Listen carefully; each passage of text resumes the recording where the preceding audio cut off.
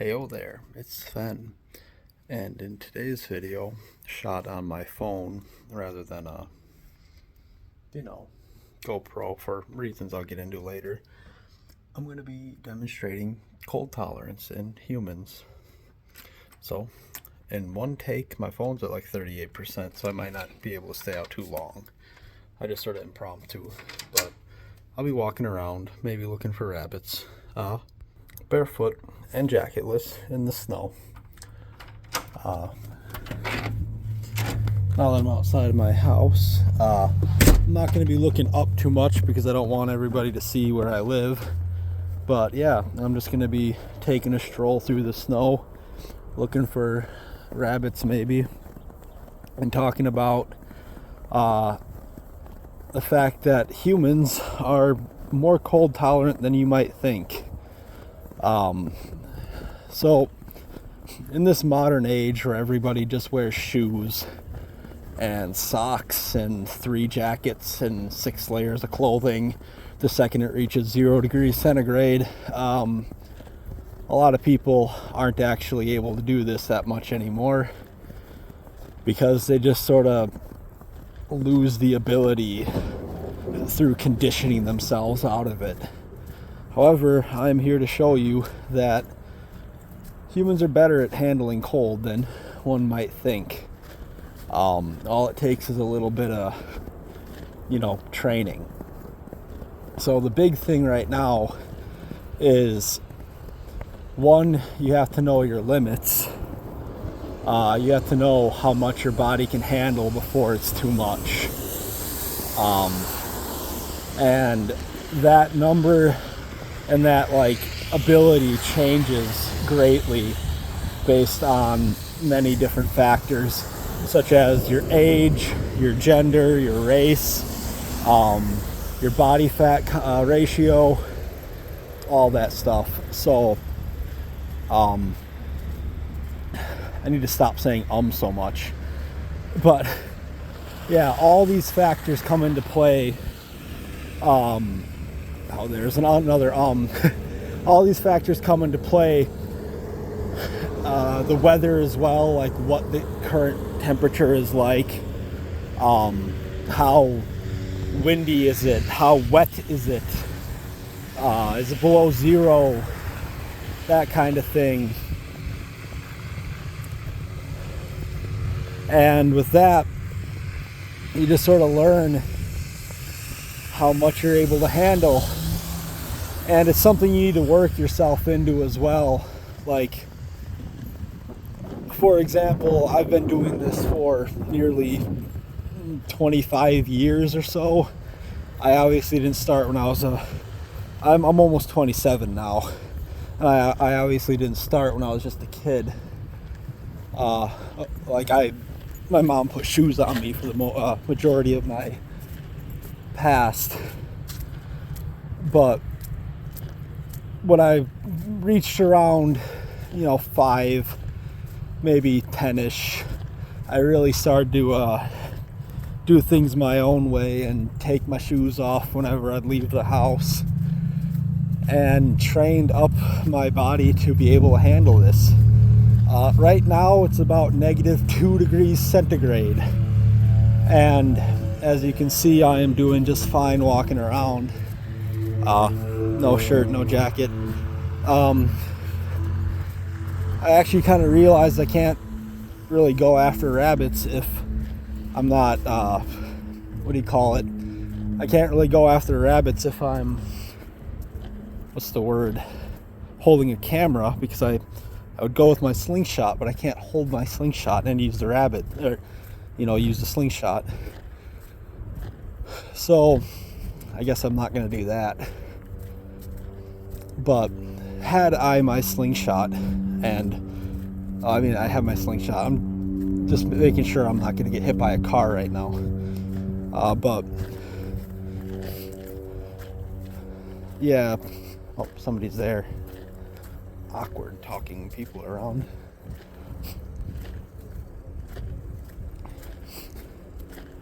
But yeah, there's other tips and tricks. For one, if you are Oh, hey, oh. Yeah, so if you're completely new to experiencing outside in the cold like this, this is extremely dangerous. Do not do this without experience. Don't do it without, like, gradually building up. If you, hey, look at that, more me prints. I'm just sort of doing a loop. It doesn't really matter where I go. So yeah, I wouldn't do this without a lot of prior experience. Working up from lightly cold weather, actually working up from warm weather, because most people won't have any experience being barefoot outside. So work up from fairly warm weather, and then just like maybe in fall take your shoes off for a little bit. But first you need to build up that callus on your foot, because that callus is going to be extremely insulative, and it'll help you deal with cold a lot better. And then from there, this is just a theory of mine, a hypothesis. I don't have anything to back this up scientifically, but it is my belief that with incremental, slow, and calculated, exposure to colder elements, your body builds blood vessels, I guess, to potentially keep your extremities warmer. As I said, that's just a hypothesis of mine. It's not anything I can back up with science. It might be completely wrong. So I would take what I say with a grain of salt there. Heyo. But it is definitely my belief that that is the case. At least something to sort of explain why this isn't cold to me and why it is to others. Genetics also play a part. But if you are starting in being barefoot all season, I live in Wisconsin, so we get really cold, and I've been doing this for years without issue. I would say at first limit it to nothing below, say, 40 degrees Fahrenheit, 5 degrees centigrade. And just say when you go to take the trash out. By the way, just as a disclaimer, do all of this at your own risk, at your own discretion. It's very dangerous if you choose to start walking around barefoot in snow and you get frostbite and lose some toes. That's on you. It's not on me. I'm not telling you you should do this. But regardless, yeah, so anyway, just getting that disclaimer out of the way. So anyways, start at fairly warm temperature and just slow exposure. Summer, you don't need shoes, as long as your feet have grown to it. In the summer, you're still going to want shoes after a bit. Hey, look at that, me prints. I'll probably do another loop around the block, just to show my cold tolerance a bit more, prove that I'm not just doing it lightly. Hey, I can step in my own footprints. That's kind of neat. But yeah, with that, you'll build up a tolerance, and from there you can start taking it farther. I would advise you to not push your limits, because that is obviously quite dangerous. I know my limits. I've been pushed to my limits, and it's not fun nor safe. So I stay within my limits. My limits, I would say, are maybe, I don't know, -20, and I can hold -20 barefoot and jacketless for about maybe 2 hours. though that number is getting smaller as I get older and I'm not as, young and fresh. But at about that point, negative 20 centigrade, not Fahrenheit, I'll throw on a pair of socks. My upper body is completely fine. I don't get too cold there. But the feet, if they're in snow, then yeah, it's good to have a pair of socks. So that brings up another point. If you are out and about and you're just getting into walking around in the snow like this, I would say 100% bring shoes with. Bring socks and shoes with when you're just getting started. And then after a while, as you sort of build your tolerance and learn your limits, your own personal limits, I would say go, and you can at least always, no matter how good you are, actually, to be honest, bring with a pair of socks. Because socks really do help greatly in your ability to take cold. Now, depending on, so yeah, always have a pair of socks at least, a pair of shoes with, just to like help you out. I'm not doing that right now because I'm very comfortable with my limits. I know this doesn't feel significantly different than I can feel everything with my feet. I can feel that the ground is colder than it is in the summer, but it doesn't feel significantly colder than if it were not snowy, if that makes any sense. Anyways, so what else is there to ramble about? That's what I was kind of afraid about with this video. Like, it's 12 minutes right now of me just walking around, but how else do I show that I can do this without trouble than just walking around and talking? If I had my GoPro with its SD card right now, I could strap it up to my head, but then I don't want everybody knowing where I live by being able to look at the streets and all that. Some people are going to be very confused. Not really, they see this every year. I'm seeing barefoot tracks laying around in the snow. But yeah, so one thing that I have found with me, and this is where it gets very dangerous if you're not very experienced, is it takes a little bit, like just a minute maybe, for the body to realize, oh, I'm suddenly in a cold environment, time to send blood and start warming your feet up. This is where it gets really dangerous, because if you don't know the difference and you aren't very experienced, that could be enough time for your body. Like, those could be legitimate warning signs, and it could be enough time for your body to go numb, and then you don't feel that you're cold, and then you get frostbite, lose limbs, lose all that kind of thing.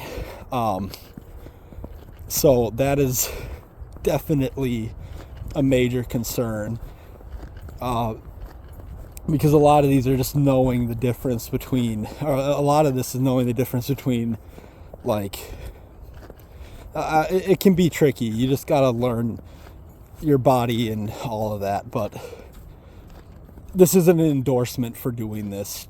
Again, just more disclaimers. Not an endorsement for walking around barefoot in snow. But I guess more. Oh, squirrel. Neat. That's really cool. Hi, squirrel. I want to show him more, but afraid of showing my house. Not that I'm in my house area right now, but still. Anyway, yeah, so just learning, it's basically just to show that humans aren't as weak or as in cold tolerant as people always assume, now that we're so used to walking around people that are, heavily modernized and can't even go out in temperature lower than 20 degrees Celsius without a jacket, kind of thing. and wear shoes no matter what the temperature is. When people ask, like, oh, how did humans survive when it was colder? Like, how could they manage? How could they deal with that? This is how. They just didn't wear shoes as often. They didn't wear jackets as often, and their bodies just got used to it like any other animal. A good example of this to a degree is, so obviously a polar bear can hold their breath long, can handle more cold than I can. Like, they'd be fine in way colder temperatures than I could ever imagine going out in. Just like a whale can hold their breath way longer than I ever could. So, like, we can't become as cold tolerant as every other animal, and it's important to note that most primates aren't particularly cold tolerant. The most cold tolerant ones are, say, the Japanese macaque, which can handle down to about as cold as I can for certain periods of time. So we're never going to be as cold tolerant as a wolf or a moose or a polar bear. But we're definitely more cold tolerant than, say, a gibbon or most other primates. But if you take orcas, say your average orca that goes in, that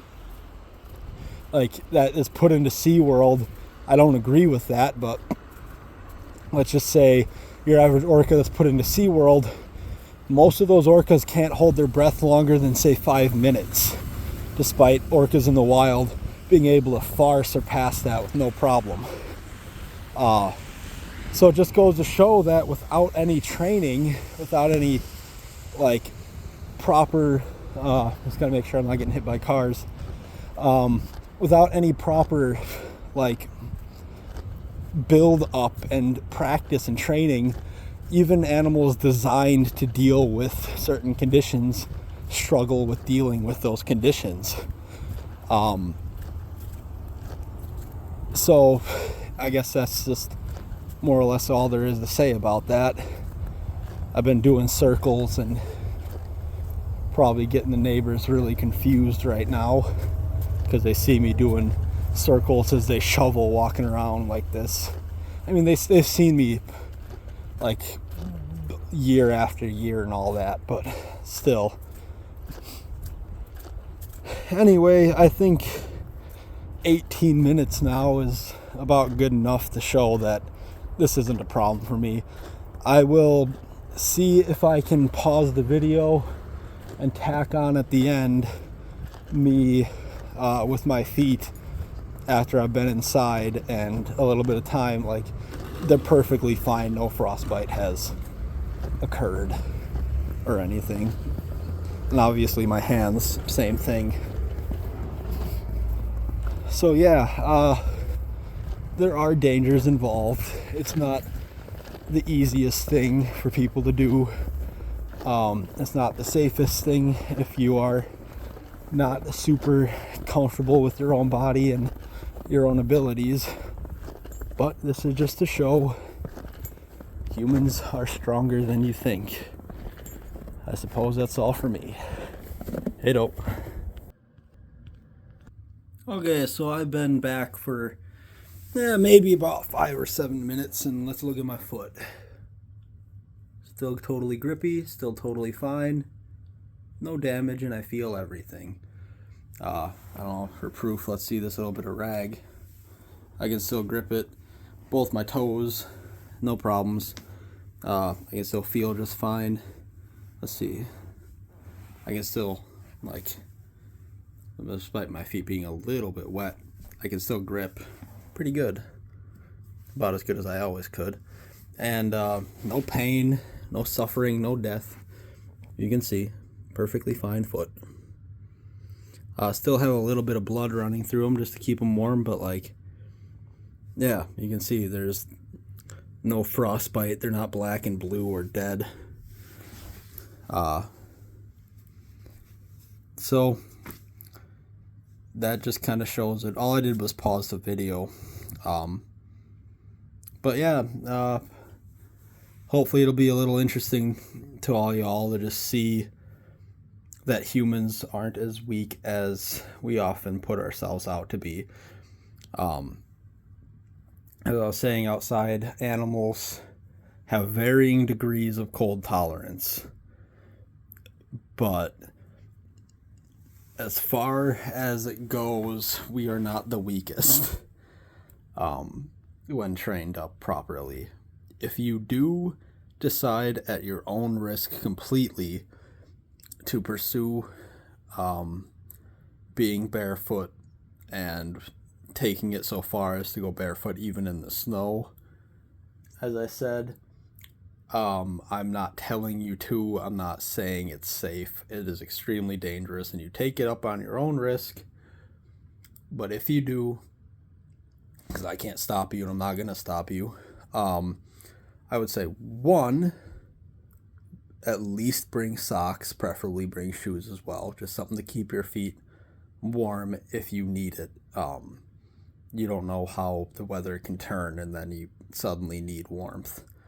For two, build up to it slowly, very slowly. As I said, I've been doing this for, I'm nearly 27 now, and I've been doing this at my own volition without telling my mom sometimes since I was 5. Since I was a little kid, I've been outside in the warmth barefoot. But starting at about 10, I would personally leave the house to go to school and then take my shoes off even as it got colder. So my mom wasn't a bad parent or anything. I just did it by myself without her knowing. So build up to it slowly. As I said, I've done this for years. If you are particularly thin, it's the same thing with jackets too. Obviously, that wasn't even cold at all for my upper body. It wasn't really cold for my feet either. Again, it's a misconception that I can't feel cold. People always say, "Oh, you just can't feel cold." I can feel cold. I know my limits. I have been at my limits. I know when it's too cold. And that's really all it is. And -2 degrees isn't too cold. So yeah, work up to it slowly. If you are very lightweight, if you are ethnically from a place that doesn't get cold very often, that may have something that might not help you. If you are getting older in your life, well, you might not be able to handle cold as well in general, so it might be more dangerous. If you are particularly young, you might not be able to differentiate whether or not it's your body feeling danger or if it's just normal. So really, that's all there is to say about that. Just wrapping up with all those disclaimers at the end. So yeah, hope you all enjoyed. Hope you all check out the videos that I start making more. I've been on and off, as I've said, I think in other videos. I make videos as a hobby. It's not supposed to be a job, so I post infrequently, sometimes frequently. I still do have those iguana videos coming eventually. I'm getting ready to move to Sweden, and I've been doing a whole lot of cleaning, and the SD card is around. I know it's not lost. It's just around. Anyways, yeah, that's all for me. Hey,